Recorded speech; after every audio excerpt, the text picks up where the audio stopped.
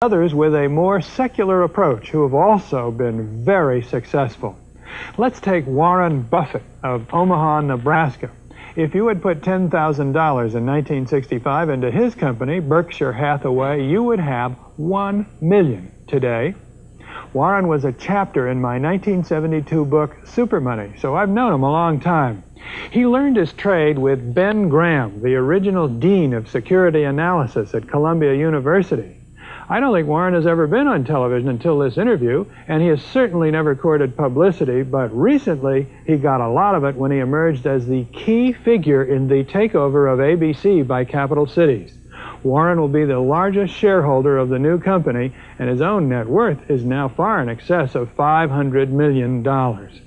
But when I spoke with him last fall in his office in Omaha, he very characteristically made his investment style seem so perfectly simple. The first rule in investment is don't lose. And the second rule in investment is don't forget the first rule, and that's all the rules there are. I mean, if you buy things for far below what they're worth, and you buy a group of them, you basically don't lose money.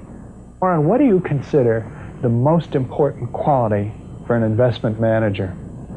It's a temperamental quality, not an intellectual quality. You don't need tons of IQ in this business. I mean, you have to have enough IQ to get from here to downtown Omaha, but you do not have to be able to play three-dimensional chess or be in the top leagues in terms of bridge playing or something of the sort. You need a stable personality. You need a temperament that neither derives great pleasure from being with the crowd or against the crowd, because this is not a business where you take polls. It's a business where you think. And Ben Graham would say that you're not right or wrong because 1,000 people agree with you. And you're not right or wrong because 1,000 people disagree with you. You're right because your facts and your reasoning are right. Warren, what do you do that's different than 90% of the money managers who are in the market? Certainly most of the professional investors focus on what the stock is likely to do in the next year or two, and they have all kinds of arcane methods of approaching that, but they do not really think of themselves as owning a piece of a business. The real test of whether you're investing from a value standpoint or not is whether you care whether the stock market is open tomorrow. If you're making a good investment in a security, it shouldn't bother you if they close down the stock market for 5 years. All the ticker tells me is the price. Yeah. And I can look at the price occasionally to see whether the price is outlandishly cheap or outlandishly high, but prices don't tell me anything about a business.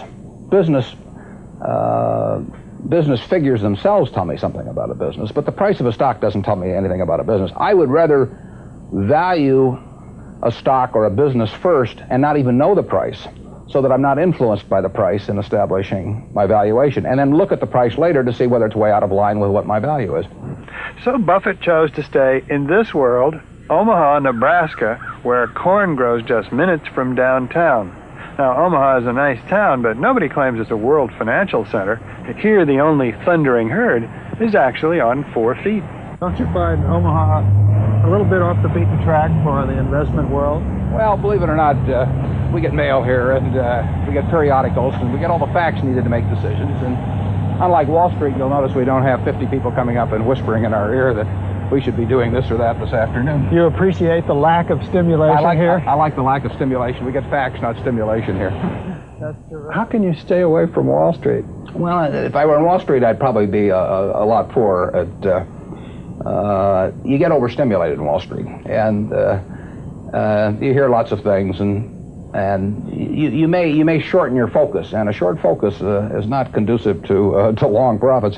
And here I can just focus on what businesses are worth, and I don't need to be in Washington to figure out what the Washington Post newspaper is worth, and I don't need to be in New York to figure out what some other company is worth. It's an intellectual process. And the less static there is in that intellectual process, really the better off you are. What is the intellectual process? The intellectual process is defining your area of competence in valuing businesses, and then within that area of competence, finding whatever sells at the cheapest price in relation to value. And there are all kinds of things I'm not competent to value, but there are a few that I am competent to value. Have you ever bought a technology company? No, I really haven't. In 30 years of investing, not one? I haven't understood any of them. So you haven't ever owned, for example, IBM? Never owned IBM. Marvelous company. I mean, a sensational company, but I haven't owned IBM. And so here is this technological revolution going on, and you're not going to be a participant. Gone right past me. Is that all right with you? It's okay with me. I don't have to make money in every game. I mean, I don't know what cocoa beans are going to do.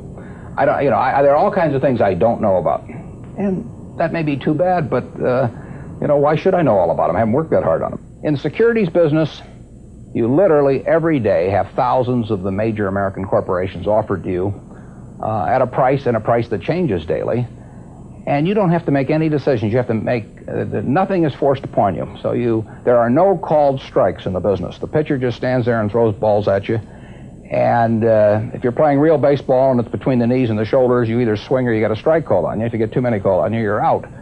In the securities business, you sit there and they throw U.S. Steel at 25 and they throw General Motors at 68, and you don't have to swing at any of them. They may be wonderful pitches to swing at, but if you don't know enough, you don't have to swing. And you can sit there and watch thousands of pitches, and finally you get one right there where you want it, something that you understand, and then you swing. And so you might not swing for 6 months. You might not swing for 2 years. Isn't that boring? It would bore most people, and certainly boredom is a problem with most professional money managers. If they try to sit out an inning or two, not only do they get somewhat antsy, but their clients start yelling, "Swing, you bum!" from the stands, and that's very tough for people to do. Warren, your approach seems so simple. Why doesn't everybody do it? Well, I think partly because it is so simple. That the academics, for example, focus on all kinds of variables. Partly because by academics you mean professors of finance? Right. The data's there. In business school? Sure, and the data's there. So they focus on whether if you buy stocks on Tuesday and sell them on Friday, you're better off, or if you buy them in election years and sell them in other years, you're better off, or if you buy small companies. There are all these variables because the data are there, and they've learned how to manipulate data. And as a friend of mine says, to a man with a hammer, everything looks like a nail. And once you have these skills, you just are dying to utilize them in some way, but they aren't important. If I were being asked to participate in a business opportunity, would it make any difference to me whether I bought it on a Tuesday or a Saturday or an election year or something? It's not what a businessman thinks about in buying businesses. So why think about it when buying stocks? Because stocks are just pieces of businesses.